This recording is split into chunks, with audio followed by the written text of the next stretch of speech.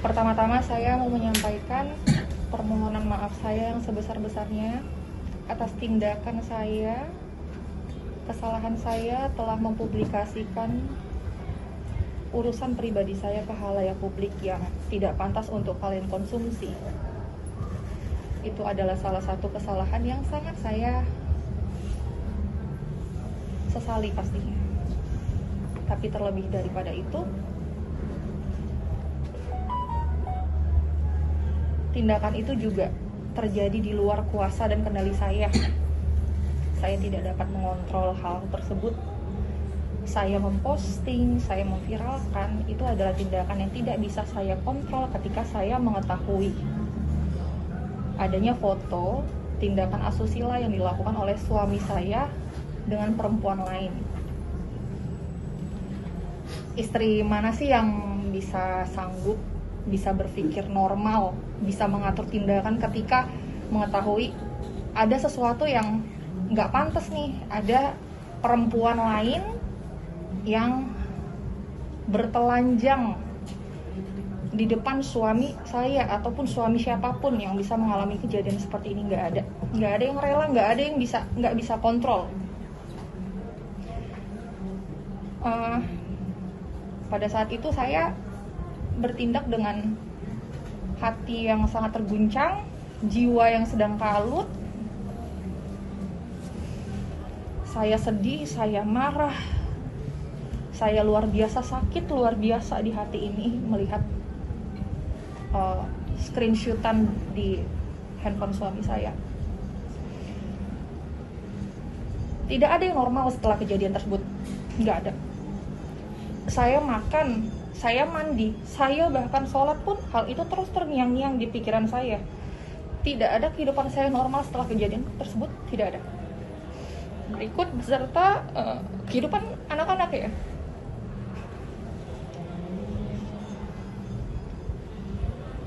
Nggak ada yang normal.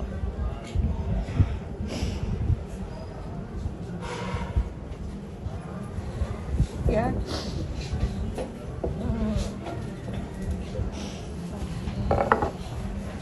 Setelah kejadian tersebut, itu sangat mengguncang mental saya.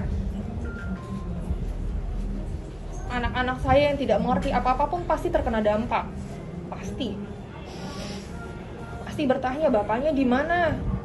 Meskipun sempat kita kemarin ada mediasi ya dengan Pak Sunan, karena Bapak Sunan ini adalah salah satu sahabat kami berdua dan kami tidak dapat berkomunikasi dengan baik. Saya dengan suami tidak dapat berkomunikasi dengan baik.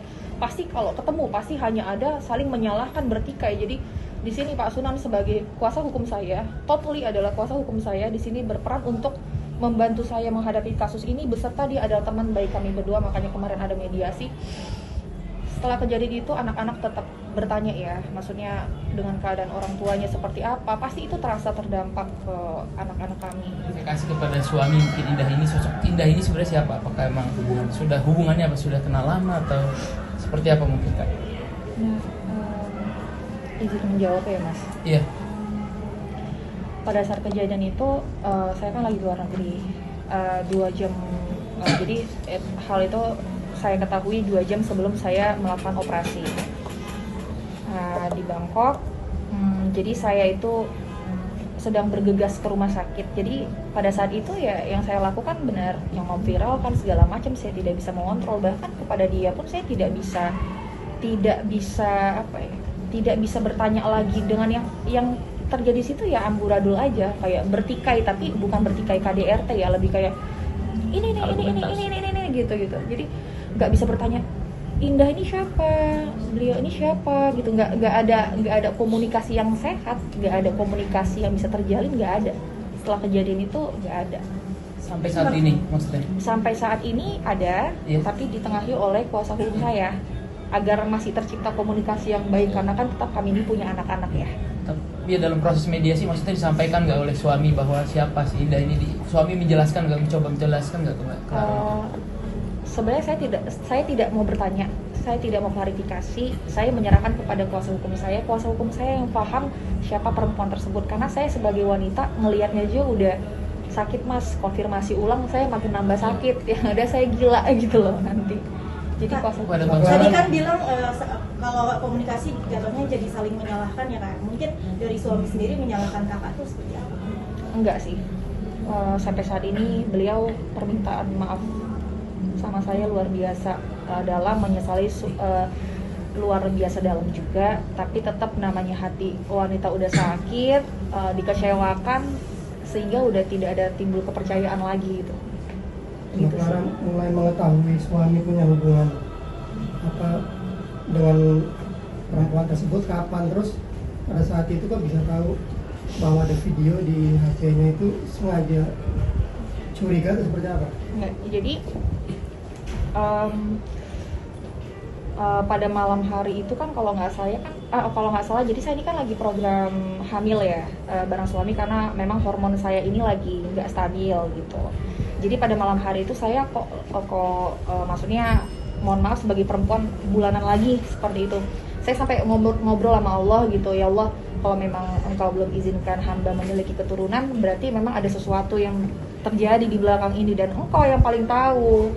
Hamba ini padahal maksudnya pada pernikahan yang sebelumnya saya tidak pernah memiliki kesulitan untuk memiliki keturunan gitu, bahkan alhamdulillah Allah memberikan cepat. Namun di pernikahan kali ini ada apa nih? Sementara dari pacaran gitu ya, dari menikah gitu ya, sorry saya ralat bukan pacaran, tapi pada saat